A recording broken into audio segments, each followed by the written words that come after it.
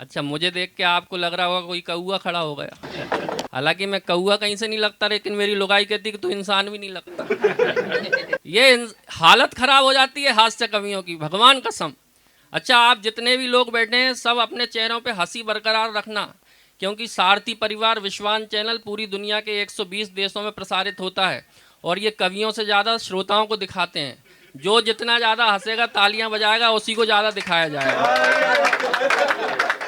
यहाँ मफतलाल अग्रवाल जी बैठे हैं, मथुरा से आए हैं। सबसे पहले तो मैं चाहता हूँ इनके सम्मान में एक बार जोरदार तालियां बजाइए, क्योंकि देश के इकलौते ऐसे आयोजक हैं जो मुझे लगता है दुनिया में सर्वाधिक कवि सम्मेलन मफतलाल अग्रवाल जी कराते हैं। और नए नए कवियों को, बड़े बड़े कवि तो खैर हैं ही, लेकिन नए नए कवियों को जिन्होंने सर्वाधिक अवसर मंचों पर दिया, ऐसे मफतलाल अग्रवाल जी हमारे बीच बैठे हैं। एक बार जोरदार तालियां आपको। हालांकि जैसा उनका नाम है वैसे ही काम है, भगवान कसम। मैं तो फंस गया। कौन बनेगा करोड़पति में मेरा सिलेक्शन हो गया। वहाँ अमिताभ बच्चन ने मुझसे 15 सवाल पूछे, 14 सवालों के मैंने बिल्कुल ठीक ठीक जवाब दिए और मैं 5 करोड़ जीत गया। लेकिन जैसे ही अमिताभ बच्चन ने मुझसे 15वां सवाल पूछा, मुझे जवाब आता था, जानबूझ के जवाब नहीं दिया और मैं 7 करोड़ हार गया। अमिताभ बच्चन ने मुझसे पूछा कि बताओ इस पूरे देश में सबसे कम बजट का कवि सम्मेलन कौन करा सकता है।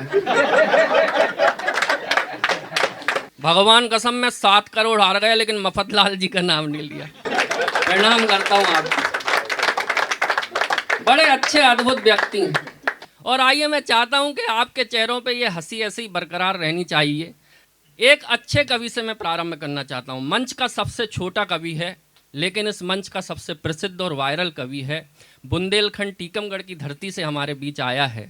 बुंदेलखंड का महत्व साहित्य में बड़ा है। क्यों बड़ा है? आपने तुलसीदास जी ने जब रामचरितमानस लिखी थी तो चित्रकूट बुंदेलखंड में ही बैठकर लिखी थी। जब वेद व्यास जी ने महाभारत लिखी थी तो कालपी बुंदेलखंड में ही लिखी थी। देश के राष्ट्रीय कवि मैथिली शरण गुप्त चिरगांव बुंदेलखंड में पैदा हुए। बड़े बड़े कवि चाहे ईसरी हों, चाहे केशव जी हों, महाकवि केशव जी, ऐसे बड़े बड़े कवि बुंदेलखंड ने दिए। ऐसे ही बुंदेलखंड की पावन धरा से एक प्यारा नन्हा बालक हमारे बीच वेद पस्तौर आया है, जो हंसाने का काम लोगों को भरपूर करता है। मैं उससे बुलाना चाहता हूँ। इतना बढ़िया है, भगवान कसम इतना बढ़िया। इसके पिताजी इससे बड़े परेशान रहते हैं, पढ़ता मरता है नहीं, फेल हो जाता जब देखो जब। एक बार इसके पिताजी ने परेशान हो गए, बहुत परेशान हो गए। बेटा, बोले थोड़े आसपास का माहौल देख, यहाँ देख शर्मा जी की लड़की को देख, 98% आए मैथ में। यहाँ वर्मा जी की लड़की को देख, 97% आए साइंस में। बोला उन्हीं को देखने के चक्कर में ही तो फेल हो रहा हूँ, और कितना देख। श्वेत क्रांति का मृदुभाषी जब व्यंगों की बौछार करे, काव्य जगत के उस सैनिक की विजय श्री मनोहार करे। आकर्षण आभास से जो महफिल को सजा देता है, ये वो पौआ है जो बोतल का मजा देता है। एक बार जरा जोरदार तालियों से आवाज दें। जय जय श्री राम, जय जय श्री राम, जय जय श्री राम, जय जय श्री राम। भैया, कॉलेज का कार्यक्रम है, यहाँ पर युवा बैठे हैं, तो सबसे पहले युवा के सम्मान में हाँ, पप्पू हैं जो पप्पू को ही अपन युवा कहते हैं। इनको- 4 पंक्तियां, इन युवाओं को पप्पू मत कहना, गाली लगेगी। 4 लाइनें पप्पू के सम्मान में। स्वागत स्वागत। कि हमारी गली के पप्पू, आहा वाह, हमारी गली के पप्पू लड़कियां जैसी चोटी रखा रहे। उनकी मम्मी पापा कह रहे पप्पू तो 21वीं सदी में जा।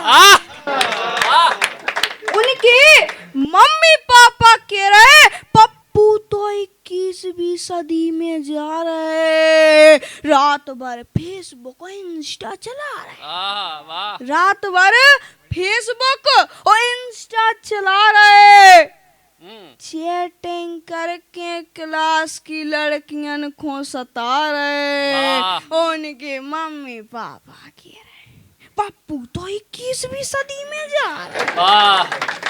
कॉलेज के बहाने, अरे कॉलेज के बहाने कैंटीन पे समय गवा रहे, सिगरेट पी रहे और पान मसाला खा रहे। उनके मम्मी पापा कह रहे वाह, पप्पू तो 21वीं सदी में जा रहे। वाह बेटा, उज्जवल भविष्य तुम्हारा। उधारी के पैसा से उधारी के पैसन से जन्मदिन मना रहे, बीच सड़क पे भी केक कटवा रहे उनके मम्मी पापा। इक्कीसवीं सदी में जा रहा है। क्या बात है, वाह वाह वाह भाई। ऑनलाइन कोचिंग के पैसन से, हाँ। अरे ऑनलाइन कोचिंग के पैसन से लड़कियन को छप्पन घुमा रहे उनके मम्मी पापा के। हाँ, एक बार जोरदार तालियां, वाह वाह वाह। हाँ वाह। देखो हमारे देश में हाँ। क्या है कि लड़कों से कम लड़कियां नहीं हैं। हम्म। वाकई में लड़कों से कम लड़कियां नहीं हैं। यहाँ लड़कियां भी बैठी हैं, तो बता दें कि भैया लड़कों से कम लड़कियां वाकई में नहीं हैं। जो लड़कियां इंग्लिश मीडियम कॉलेजों में पढ़ के आती हैं और जब उनकी शादी किसी गांव कस्बे में हो जाती है तो उनके अनपढ़ देवर उनसे क्या कहते हैं? हाँ। कि इंग्लिश मीडियम पढ़े आई भाभी, आहा। इंग्लिश मीडियम पढ़े आई भाभी, नींबू को भी आम बता रहे। वाह। ओ हाई टेक हो गई है भाभी, सुबह सुबह को शाम बता। अरे छोड़ पुरानी धोती साड़ी, सलवार सूट प्लाजो में आ रही। और जी भाभी को मुँह नहीं देखो, जी भाभी को मुँह नहीं देखो, अब सब भी खुलेआम दिखा रहे। ओ हाई टेक हो गई है भाभी, हाईटेक, सुबह सुबह को शाम बता। जी को ऑफलाइन नहीं देखो। उस समय जो देवर अपनी भाभियों को चेहरा ही नहीं देख पाते थे कि जी को ऑफलाइन नहीं देखो, मोबाइल पे ऑनलाइन दिखा रहे। और जेठ ससुर की इज्जत छोड़ो, जेठ ससुर की इज्जत छोड़ो, हाफ पैंट में कुत्ता घुमा रहे। इंग्लिश मीडियम पढ़े आई भाभी। अरे तो कुत्ते से तो ज्यादा पहने। सुबह सुबह को शाम बता रहे। वाह। कि रोज सुबेरे जिम भी जा रही, हाँ। कसरत कर रही, कि रोज सुबेरे जिम भी जा रही, कर रही डाइटिंग, कम भी खा रही है, नैया भी मूंगफली से है, नैया बे मूंगफली से खुद को भी बादाम खा रही। क्या बात है, वाह वाह वाह। वो इंग्लिश मीडियम पढ़ी आई भाभी, नींबू को भी आम बता। वाह, बहुत बढ़िया। तुलसी जैसी होती भाभी, तुलसी जैसी, तुलसी जैसी होती भाभी, अब तो ऐसी कहाँ दिखा रही। रोज रात में डिनर के संगे, रोज रात में डिनर के संगे हल्को हल्को जाम लगा।